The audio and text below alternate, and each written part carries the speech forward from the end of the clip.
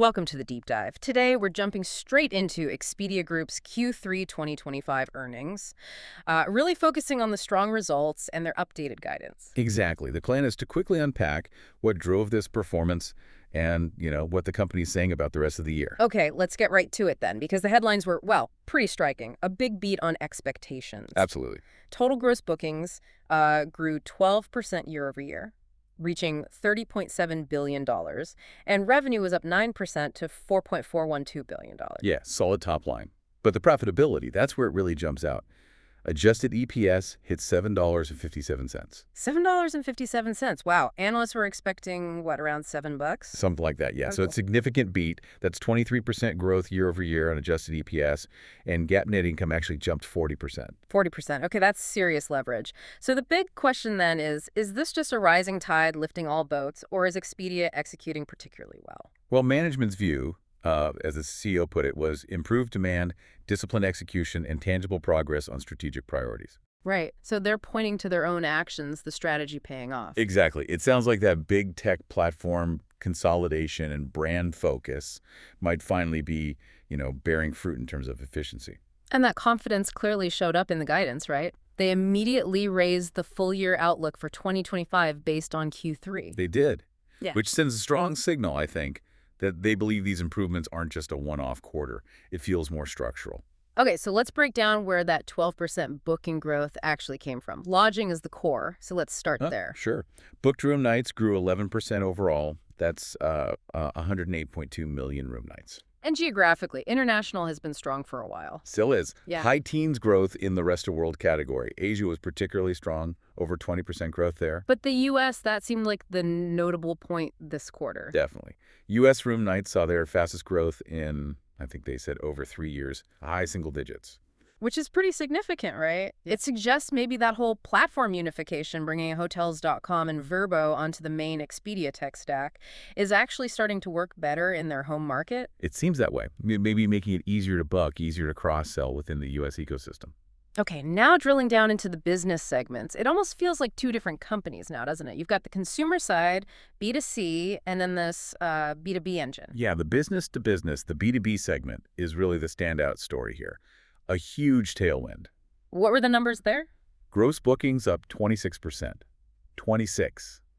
And get this, it's the 17th consecutive quarter of double-digit growth for B2B. 17 quarters. Wow, that's sustained momentum. What's driving that consistent high growth? Well, B2B revenue was up 18%, and they specifically mentioned their Rapid API product. That was the fastest growing part. Okay, Rapid API. Maybe give us the quick version. What is that actually doing? How does it work? Think of it like Expedia selling the plumbing, the infrastructure for travel.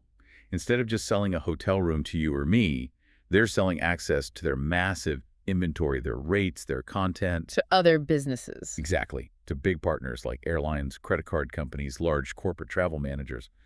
The Rapid API lets those partners plug Expedia's supply directly into their websites or booking tools.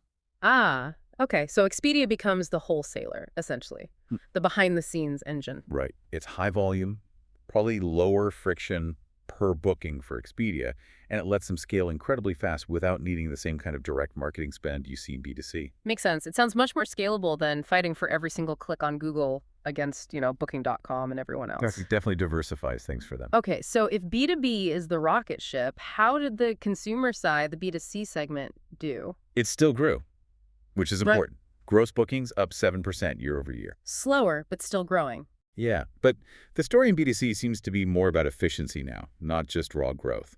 The main Expedia brand was still the biggest and fastest growing of their consumer brands. And what about Hotels.com and Vrbo? They'd been lagging a bit after the migration, right?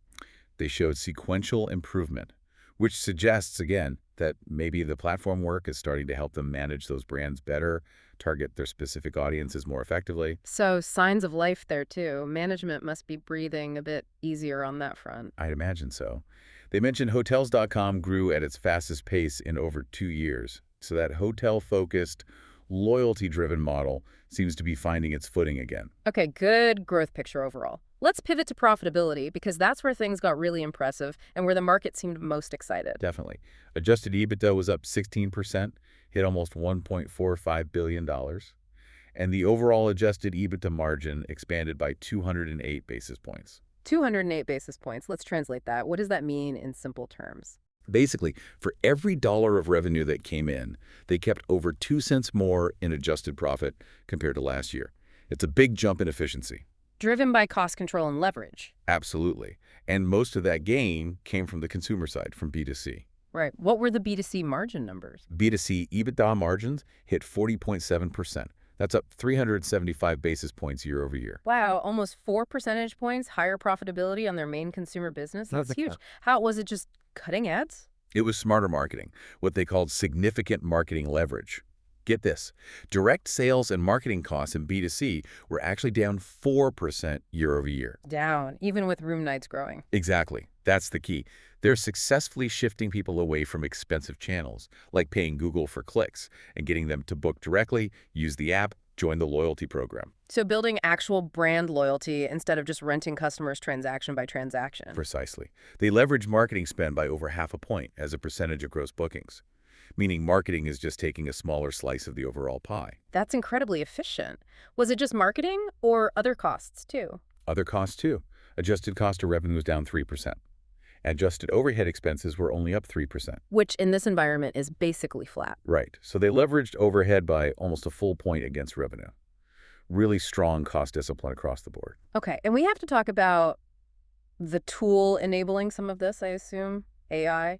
How is that showing up in the numbers? Very clearly in customer service costs. Their virtual agents, the chatbots, are now resolving over 50% of traveler issues without a human needing to get involved. Over half. Yeah.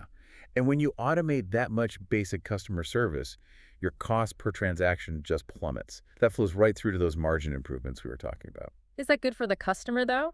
Or just cost savings? That's always the question with automation. Well, that's the tightrope they have to walk. The idea, according to management, is that the AI handles the simple stuff quickly, freeing up human agents for the really complex problems.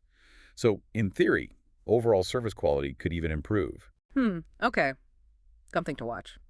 Now, B2B margins didn't see the same big jump, right? They were pretty flat. Correct. Around 28.9%, basically flat year over year. And they were explicit about this. They chose to reinvest in B2B to keep fueling that 26% growth. So prioritizing growth and market share over immediate margin expansion in that segment. Exactly. A classic investment decision for a high-growth area. Makes sense.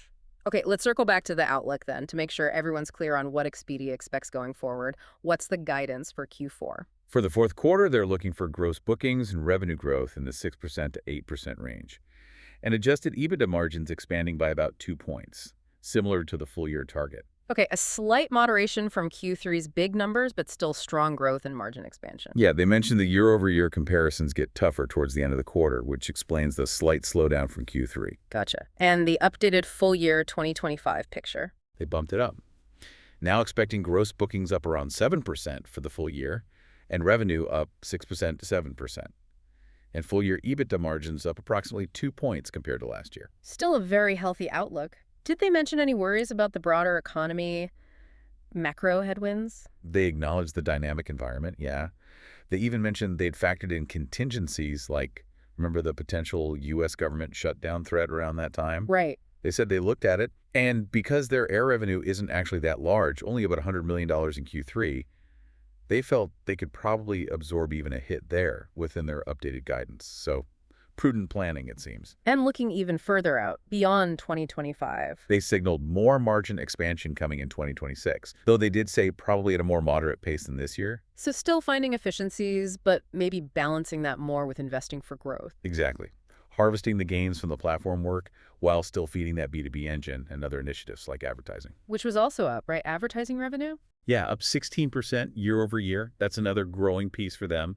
And of course, investing in AI integration across the board. And they're returning cash, too. Share buybacks, dividends. Yep. Repurchased $451 million in shares just in Q3, and they declared a Delian 40-cent quarterly dividend. Signs of a healthy balance sheet and confidence in future cash flow. Okay, so let's try to summarize the key takeaway here for you listening. Expedia's Q3 really showed a company hitting its stride after years of transformation. It's like they have two engines now.